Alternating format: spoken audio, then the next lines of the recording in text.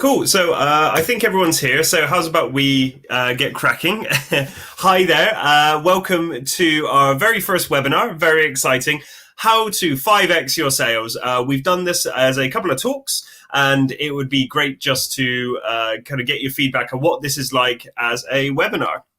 So just to let you know a bit about us, my name's Owen. I'm the director of Park Row Marketing. In a nutshell, what we love to do is that we love to help SMEs and ethical companies to really scale their business through using digital marketing to generate the interest so that we can then provide them with the sales team on a completely commission-only basis, making sales teams much more scalable.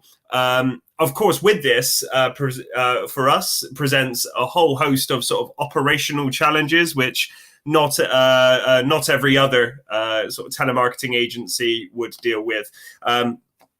In fact, if anything, I actually quite like us working like this, simply because I am a strong believer that commission-only sales is very, very similar to what a business experiences in, one of our clients' experiences, and that is. When a sale happens is when the money, is when the reward is there. So it's about getting the sales. Operationally, commission-only sales is very much about that. It's about getting results and managing risk. And when I say risk, I mean sort of risk of cost, so the actual cost of things. So, every campaign that we do, the focus operationally, it's always asking questions about what's the end goal, how are we going to achieve that? But in particular, how do we manage that risk as well? How do we make it consistent? How do we make the result consistent as well? In particular, much like any other sort of business, we hire salaried salespeople, even though it's on a commission-only basis. So for us, a big question is, how can we make sure that our salespeople are going to consistently hit target? That's a really big thing for us. So just to let you know a bit about this talk. So this talk takes about 20 minutes. We do have a further sort of 5 or 10 minutes at the end for any questions that you may have as well. So because we're doing this as a screen share structure, we're trialing out a new webinar sort of platform today. So the chat function is not visible to us. So if you do have any questions as the talk goes on, then simply email owen.wood@parkrowmarketing.co.uk and we'll answer at the end of the talk. If you are viewing this after the end of the talk, then feel free to email in anyway. Definitely happy to answer any questions as well. So what we're going to chat about today, in a nutshell, we're going to be talking about how you can get more sales out of making better use of your sales team's time. In particular, we're going to talk about how risky salespeople can be, and as far as money's concerned, the different factors that affect how many sales your sales team get you. And maybe some old habits that exist within a lot of businesses. So what you want salespeople to do versus what you're actually asking them to do. Of course, all of this interrelating to how you can use things like marketing and a much better structured sales process to boost your sales target by 5 times. And that's actually based on an example of a client that we currently have. Just to let you know, we work out sales processes all the time. So we are offering free strategy calls at the end of the call, at the end of this, to help you build a plan to consistently hit target as well. So I am, my background is sales. Before I started Park Row Marketing 3 years ago, I was a salesperson my whole working life. And I like it. It's fun. Sales is fun. Getting the result is fun. Getting the outcome is fun. But in particular, when I was hiring our marketing team, I always approached it with this: is how can we use marketing to help our salespeople just make better use of their time and actually get more sales. Because not a lot of people recognize the importance of time management in sales. And specifically when I say time management, I don't just mean having a nice, well-kept diary. I mean actually speaking to as many interested people as is possible in a given 8-hour day. Because if you think about it, salespeople, one of their basic functions is to make you as much money per hour as is possible. Of course, they have to do it in line with your company values. They have to be getting you sales that are easy to service and consistently profitable. But the main thing is to make you as much money per hour as is possible within the guidelines that you're allowing. So whenever we design a campaign for our clients, operationally, our campaigns are designed to answer these sorts of questions. How can we make this easier? By creating something that's genuinely valuable for the customer so that they're going to want to have a chat. In particular, also, how are we measuring their interest? So how do we let them know that what I'd call hand raising? How do we let them know how they can hand raise and sort of let us know, like, hello, I'd like to have a chat. I'd like to talk a bit more, because that's a real biggie. And that sort of ties into how do we make best use of our sales team's time, essentially. How do we cram their diaries full of really red hot leads so that they're continually chatting to really interested people? Because if you think about it, salaried salespeople are a bit risky. If you are hiring somebody for them to make you money, chances are you're probably going to have to pay them during the meantime. You're going to have to pay for their time. It's unlike sort of jobs where, like, say, for example, engineering. My brother-in-law's an engineer, and I know he's mentioned whenever he's applied for new jobs, they usually have competency tests where, you can, it's a very good sense. You can get a very good sense of how good somebody would be for the job from these tests. With sales, there's no test to assess their competence, because there's so much that can affect how good a salesperson is going to be. The product itself, the approach, the end customer, the way you ask them to go about it, the environment that they're in. If it's dressy, casual, do they get on with people? Are there good influences in the in the office? There's a lot that can affect.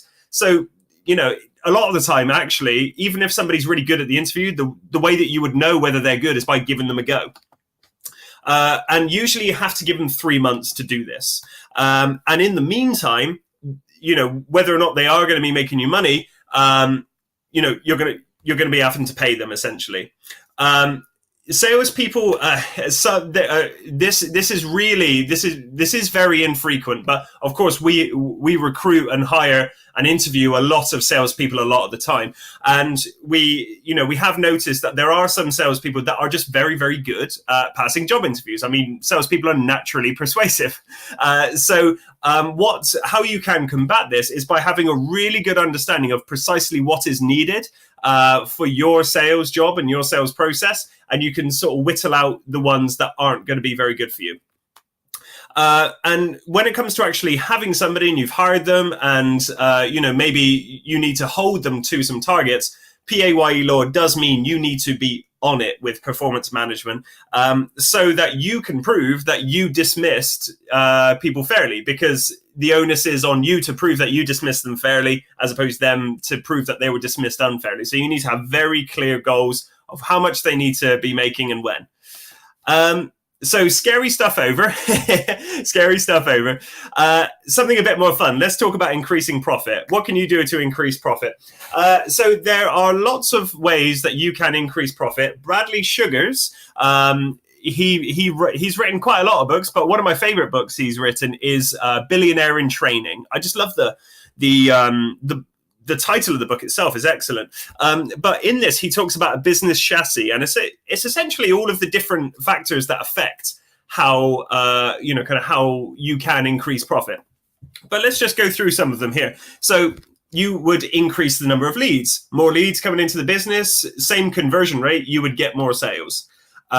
If you got better at converting the leads, so same number of leads, but you get better at converting them, you would get more sales and therefore more profit.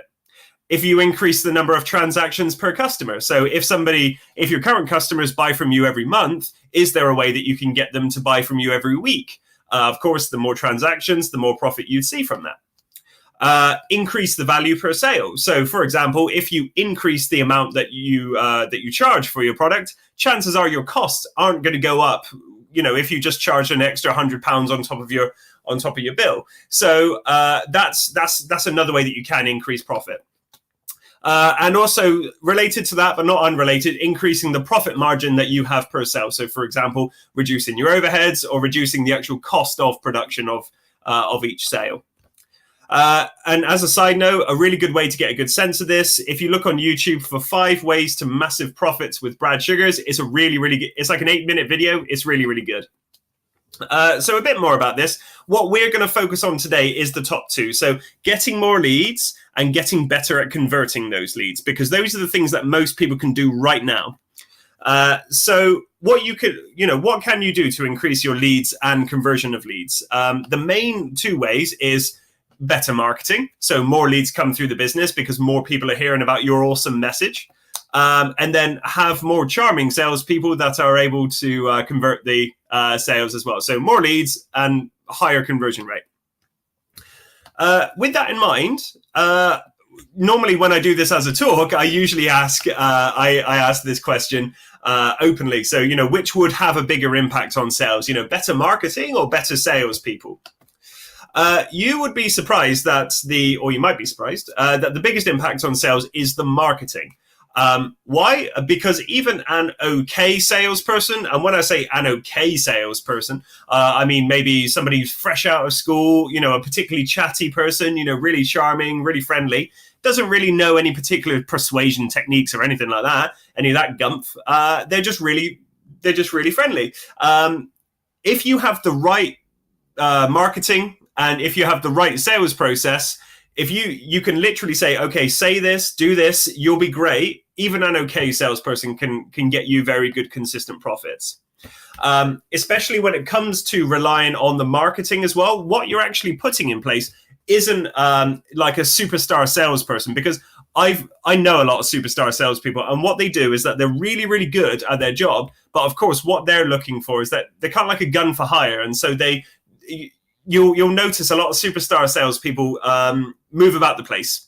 So maybe their tenure at a particular place is quite short-lived because they'd be going on to a higher paying job, a higher salary job, or a better bonus job, or one with better terms for them. So what you want to build, you as a business owner, isn't necessarily a team of as well as building a team of great people, is also actually a series of great systems which are going to be scalable in that way. So the idea that, even if you replaced that person with somebody else, maybe if you promoted a particular superstar salesperson, you're still going to get good results because you've got the systems in place to make sure that happens. Especially when you do marketing as well. Prospects do a lot of the work themselves, which is really good as well. They're the ones finding out about your business and really interested in your business. If you ask a salesperson to do the same kind of prospecting, picking up the phone, looking around on LinkedIn and things like that, the majority of their time is going to be spent speaking to or looking at people who aren't actually relevant or are not interested. And about 90% of their time is going to be wasted. Cold calling, whilst it's a way to do things, it is a very inefficient, very interruptive form of contact. And it is much cheaper, much farther reaching, and much better received to just have a valuable message through marketing than through sales calls themselves. So the three factors that we use in sales and marketing, there's three key aspects which impact the results. There's the sales process itself. So this is the process by which you are asking your salespeople and your marketers to move somebody who's never heard of you before through to somebody who loves you. They're a loyal customer and they're going to re-sign for another 10-year contract. There's the marketing itself. So how you are generating the interest and how through a really nice message, you are moving people up that stage. And then, of course, there is the talents and abilities of the salesperson itself. You'll be pleased to know that you as a business owner, if you're worried about hiring a new salesperson, that the talents of the salesperson only really accounts for about a third of the results that actually affect your sales, which is, of course, very good news for you, because this means you can actually have a very big control over what results they get you, provided that you focus on the other two really well. So just a bit about the sales process. In essence, what are you selling? How do you move prospects towards a sale? So your sales process design, how do you engage with your audience? Do you have events? Or, what you ask your salespeople do you ask your salespeople to prospect? Do you ask them to go out and physically find the people to be interested? When it comes to actually quote time and moving prospects up a stage, do you reward them? And when I say reward them, I mean, do you give them, a valuable PDF for downloading, for opting in, or do you give them a free gift just for inquiring, for asking for a quote, or is it something that you're just asking for a quote? And also, I mean, your product structure, is your product itself compared with your competitors, is it a total no-brainer? Is it something that people are just going to love and, really just kind of get behind? These may be hard questions to ask, and a lot of the time it is trial and error. A lot of the time in our earlier campaigns, we do spend a lot of time working out sales processes, but having a sales process that really consistently closes sales is such a competitive advantage over your competitors. So the next factor is the marketing itself. Like I mentioned, sales is about time management, and a really big factor of how many sales your team makes is essentially how often they speak to interested people. So a question you can ask yourself, and something you can do right now, is what marketing do you do to support your salespeople? For example, two examples here. If you took same salespeople, same product, if you asked one of them to prospect and to actually go out there, pick up the phone, you gave them a phone book and you dialed around to find the interested people, or if you had another salesperson who, same hours, same time, only ever spoke to inbound inquiries, the one who's only speaking to existing inquiries is clearly going to be speaking to more interested people more often. And assuming the same conversion rate, it just means that that person is going to be making more sales, way more than the person who has to spend most of their day prospecting. It's a very simple way of looking at it, but it really does make a big impact. Of course, then it does come to the abilities of the salesperson as well, how good they are. So, of course, when you as a business owner are looking for a new salesperson, how do you know if they're any good? If you focus on the first two factors, so having a really great sales process and some really great marketing in place, not only will that mean that you have a very good chance of getting a very consistent profit out of each salesperson, regardless of whether or not they're particularly good or just okay or that sort of thing. Also, you'll have a very good understanding of what's needed to really do well in this job, so you can then start to whittle out some of the people who some of the salespeople who may be wasting your time.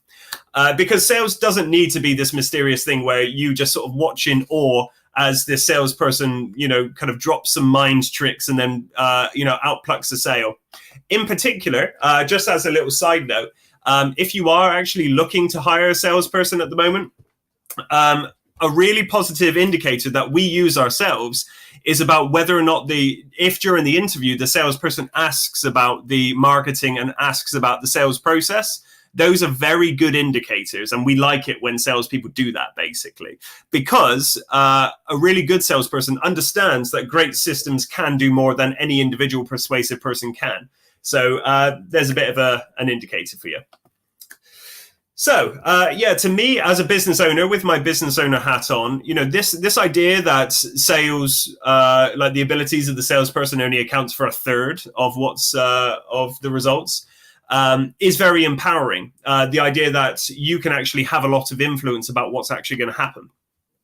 So in a nutshell, what you want to do is that you want to put the systems in place to generate that interest. So it's actually incredibly straightforward for your salespeople to hit target for you. And what that means is that you want to have the right marketing in place so that they're only ever speaking to interested people. That's the idea, because that means that you are definitely going to get a consistent profit and consistent sales. I'll just demonstrate my point, actually. So I've got a little pointer here. So these are the four sort of main stages of a sales and marketing spectrum. I'll just quickly take you through these. So awareness would be, say, for example, if a prospect is aware of your company, heard of you, maybe heard some good things from one of your existing customers. They're potentially in the market, not really relevant right now, but they like what you do. Interest is a stage up from that. They can start to see how you could solve problems that they have in their life, but maybe they haven't actually made themselves known to you just yet. Maybe they're asking some of your existing customers, maybe they're looking at your website, maybe they've opted into one or two things, just to find out what you're all about. It's at the inquiry stage is when they're actually starting to seriously let you know who they are. For example, they have a particular issue that they need solved. And this is when they want to start talking turkey and, actually saying, okay, well, how much? How's this going to work? What if this? What if that sort of thing. And then there's the consideration and closing stage. And what this is the stage where they maybe have gotten one or two different quotes, as well as in addition to yours, and they're just assessing which option is most relevant to their situation, I suppose. So a common mistake in a lot of traditional sales jobs is that they involve the salespeople in the whole process. So they ask salespeople to get involved in the whole damn thing. So I'm not sure if anybody viewing this has ever done a recruiting job or a telecoms job. Put your hand up if you have. Not that it's going to make any difference, but I'm expecting you to put your hand up. Essentially, what this is, in one of those roles where essentially you ask them to do the whole thing, where they cold call, they make contacts, they convince somebody to be interested, and then they close them. You're literally asking the salesperson to do the whole thing. So you give them a phone book, you give them a database, and they have to contact them. They have to convince them to be interested. You have to continue to keep in touch with them until they're finally looking. And then they have to quote them and convince them to sign up. Anybody who has done sales before knows that the vast majority of your day is not spent here. It is spent here. It's talking to people who are busy. Maybe when you phone them, they're not available. It's not a good time. Maybe they actually just don't answer the phone. Maybe you're speaking to people to whom your product really isn't that relevant. Or maybe it's something that they are looking at, but maybe it's in 3 months' time. They need to speak them then. So a lot of the time, and essentially a lot of your budget that you've allocated to having a salesperson is being wasted on something that's not going to make you money. So with that in mind, which bit does make you money? Is it this bit or is it this bit?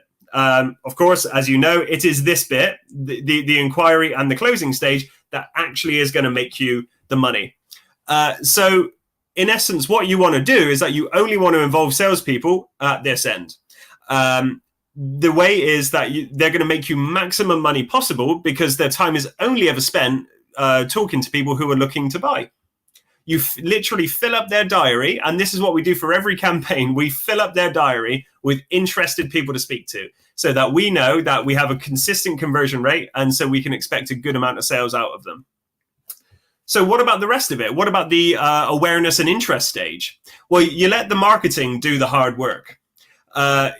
What do you need for this? You need a really strong marketing funnel that generates inbound inquiries, or at least makes it clear who's looking and who's not. So, of course, it isn't that long ago that phone was the main form of contact. And, some people might think it was actually, kind of in the 19-somethings that we were still doing that. But it's even sooner than that. Early 2000s, the phone was still the main form of contact. We're talking like a generation ago. So it's still very recent that people still saw the phone as an incredibly relevant way to find people who are interested. That's not the case anymore. What we do is that, and especially with the advent of things like AI and, much better ways of communicating with people, what you need to do is that there needs to be quite a shift in your mindset and how you do things to make the right marketing funnel happen for you. Essentially, you need to replace the finding interested people part of the salespeople's job so that they can focus on the making you money bit of the salespeople's job.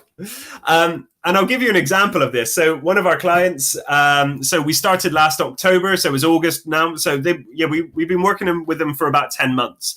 At the time, they were a startup, sort of just about getting sales in. And so at the time, it was relevant to only get one sale a month.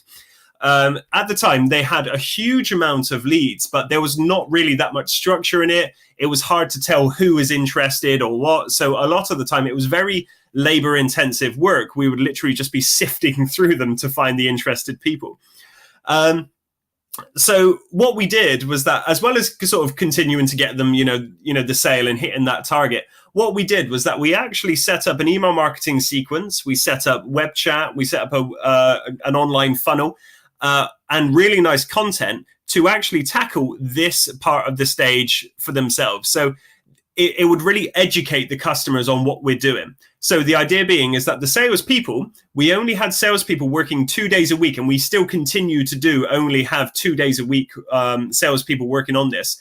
But those 2 days a week are only ever spent inquiry and closing, quoting and closing, quoting and closing. That's all they do. So the idea is that even though it's only 2 days a week, we've actually been able to raise the target from just 1 sale a month to 5 sales a month. And that simply has been by just making best use of their time. So what would this look like for your business? What would this look like for your sales process? Just to remind you, some of the key questions to ask yourself is, how can you create something that's genuinely valuable for your customer? What ways do you have at the moment so that they can let you know that they're interested? How do they hand raise? How do they say, hello, we'd like to inquire, please? You'd be so happy at all of the free tools that are available for them to let you know that they're interested. It's brilliant. And essentially, it ties into this. How can you make the best use of your sales team time by only actually involving them at the inquiry and closing stage? How can you make best use of their time? What does that look like for you? So I hope you enjoyed that. Okay, so I think that was 20 minutes. I think that was about 20 minutes. As you can tell, I like the sound of my own voice. I'm just going to check the email inbox just 1 second.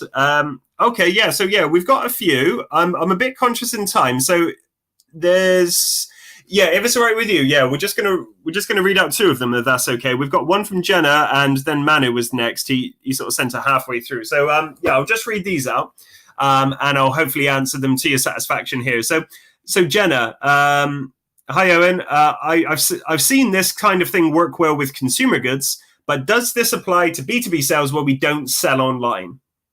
So what I'm assuming here, Jenna, is that you do have a website, but maybe you don't sell things on the website. You just use it to generate inquiries.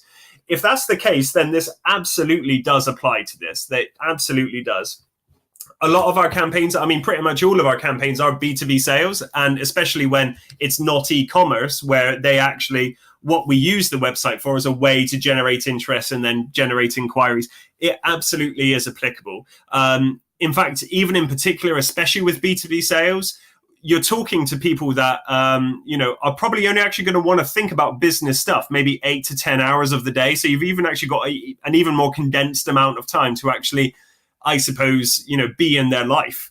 So in particular, it is important to make sure that when you are contacting them, you are of value as a really good way to stand out, because honestly, they get so many sales calls each day, and a lot of the time the sales calls don't even get through. So this absolutely does apply. You'll be pleased to know. And there's lots of different platforms that you can use it for. So I know that Facebook even is great for B2B sales. Also, of course, LinkedIn, the obvious, but also your website, kind of event platforms, even like Eventbrite as well, maybe a way to engage your audience in a very personal way. You can use it like that. So I hope that answers your questions. Jenna, if you would like to do the strategy call, more than happy to help you sort of see what a specific sales process would look like for your particular business, but I hope that helps. Okay, we've got another one. Manu. Hello, Manu. So you use phone contact. So we use phone contacts because it creates that personal connection. How can you create that personal connection using digital marketing? That's a really good point. And actually, a lot of the time, a lot of people do like to continue to use phone contacts because of precisely that. They want to have a personal connection with their clients. And that's an excellent thing. That really is a good thing as well. Like, it's really good. And especially, again, in B2B sales, that really helps you stand out. If somebody has that personal connection with you, they know you, and they know that you're an absolute lifesaver in what it is that you do. They're going to love you, and they're going to continue to use you for years and years and years. you absolutely can. I'm not saying that you can, and certainly I'd hate for you to sort of think that I'm saying that you shouldn't use phone at all, because we still use phone contact a lot of the time. But what I am saying is that there are other forms of contact that you can introduce, ones which might be, a much more valuable form of contact at that particular time. So especially early stage, really helpful, really helpful message communicated through blogs, really helpful message communicated through what you're saying on LinkedIn, or, I don't know, even webinars like this as well. There's lots of things that you can do. And especially when you say it as you, maybe in the way that your company say it. So if your company has a particular way of speaking, make sure that that's communicated in there as well. Because then again, when they actually do speak to you or they do email you, they're going to get that same sense as well. And that really creates that authenticity that is what people like. And especially with that personal connection, it's not necessarily the fact that you're on the phone that creates that personal connection. It's that authentic message that creates the personal connection, which you'll be pleased to know can be done in other ways as well as phone. So I hope that answers your question, Manu. But again, email me in if you did have any other questions as well. Cool. So I'm really sorry, guys. That's all the questions I think we have for today. Just to let you know, if you guys do actually have any other questions in particular, you can book a strategy call with us. In essence, we create sales and marketing processes for new clients all the time. And so to help your sales team hit target, we can help with a strategy call to explore how this might look for you. For example, working out that sales process, maybe seeing what works for you at the moment and essentially plugging in that sort of thing. For example, we were speaking to somebody the other day. They had an excellent conversion rate when somebody was sat in front of them. So it was just a case of getting more people sat in front of them. They have an excellent sales conversion rate. So it's just finding out more leads. Those are usually the conversations we have. Off the back of those conversations, you'll walk away with a great insight into how this can grow your business, some really actionable things. So, more than happy to do that. If you would like to do that, you can follow this link here, calendly.com/Owen-Wood/meeting. And I'm more than happy to chat with you about that. Cool. Okay. Well, I really hope that you liked our first webinar. Thanks very much, guys.